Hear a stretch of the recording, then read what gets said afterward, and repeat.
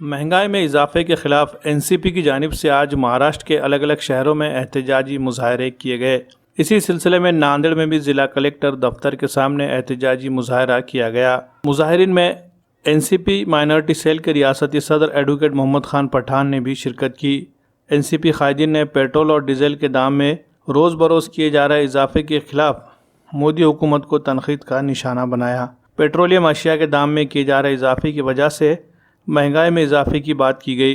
हुकूमत के खिलाफ जमकर नारेबाजी की गई।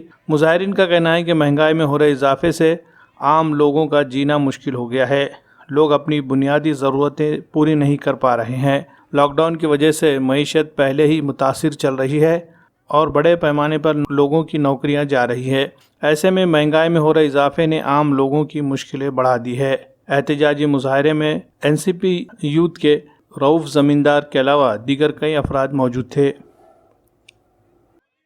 कांग्रेस पार्टी की तरफ से आज क्या आंदोलन किया गया? आज का जो आंदोलन है, हमारे जितने भी कार्यकर्ता हैं, सक्रिय कार्यकर्ता और जितने पदाधिकारी हैं, इनकी तरफ से, सारे देशवासियों की तरफ से, जो आए दिन जो महंगाई बढ़ चुकी है, जिसका आम आदमी का जीना दोभर हो गया है, उसके लिए ये आंदोलन हमने पुकारा है। चाहे वो गैस के रेट्स हो, चाहे डीजल पेट्रोल के रेट हो, चाहे आम जनता के जितने भी रोज़मर्रा की ज़िंदगी में आने वाले जितने भी सामान है, तमाम के महंगाई बढ़ चुकी है, जिसकी वजह से साधारण आदमी का जीना दोभर हो गया। 2 वक्त की रोटी खाना और पेट भरने के लिए मुश्किल हो गया है। ऐसी सरकार को हमारी यही तमन्ना है और हमारा संघर्ष है कि इस तरह सरकार को उखाड़ कर फेंकना चाहिए, ताकि आम जनता और जितने भी हमारे पदाधिकारी है, कार्यकर्ता है, इनके माध्यम से जो आंदोलन उठाया गया है, जिसमें बोलने का मतलब इस सरकार को निकालने में हम सफलता हासिल करके रहेंगे आने वाले दिनों में। आज या ठिकाणी राष्ट्रवादी काँग्रेस पक्षाच्या वतीनं प्रदेश अध्यक्ष माननीय नामदार जयंतजी पाटील साहेब यांच्या आदेशाने केंद्र सरकारचा या ठिकाणी जाहीर निषेध करण्यात येत आहे।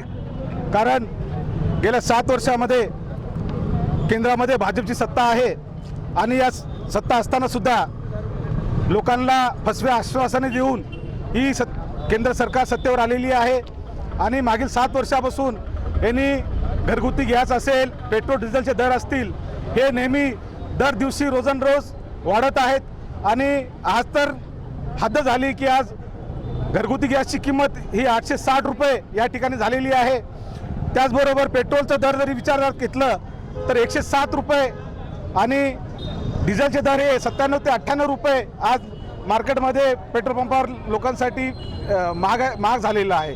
आणि याचा तीव्र निषेध म्हणून या ठिकाणी प्रदेशाध्यक्ष आदेश असतील आणि आमच्या नांदेडचे जिल्हाध्यक्ष डॉक्टर सुनीलजी कदम साहेब यांच्या सूचनेप्रमाणे या ठिकाणी राष्ट्रवादीची सर्व फ्रंटल आणि सर्व संघटना या ठिकाणी उपस्थित राहून केंद्र शासनाचा, मोदी सरकारचा, भाजप सरकारचा या ठिकाणी तीव्र शब्दात निषेध करत आहोत। आणि या ठिकाणी आज नांदेड शहराच्या वतीनं असं आवाहन करण्यात येते की जर हे भविष्यामध्ये जर पेट्रोल डिझेलचे आणि घरगुती गॅसचे दर कमी झाले नाहीत तर यापेक्षाही तीव्रता राष्ट्रवादी काँग्रेसची असेल आणि रस्त्यावर उतरून हे आंदोलन जन आंदोलन राहील, याची नोंद या प्रशासनाने आणि केंद्र सरकारने घ्यावी एवढी विनंती करतो।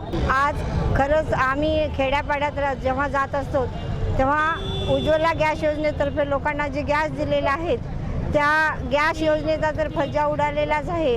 खेड्यापाड्यातील महिला म्हणतात की आम्ही 870नी हे सिलेंडर कसं घेणार आणि कसं वापरणार।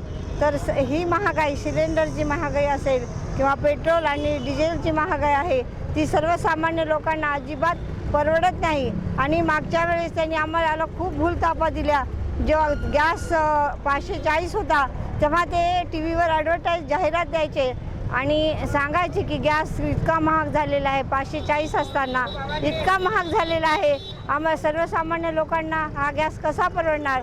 अशा भूलथापांना सर्वसामान्य लोक बळी पडले आणि मागच्या निवडणुकीत मोदी सरकारचा विजय झाल्यानंतर सर्वसामान्य लोकांना आशा वाटली की गॅसचे दर कमी होतील, पेट्रोल डिझेलचे दर कमी होतील, पण हे कुठंच दिसत नाही।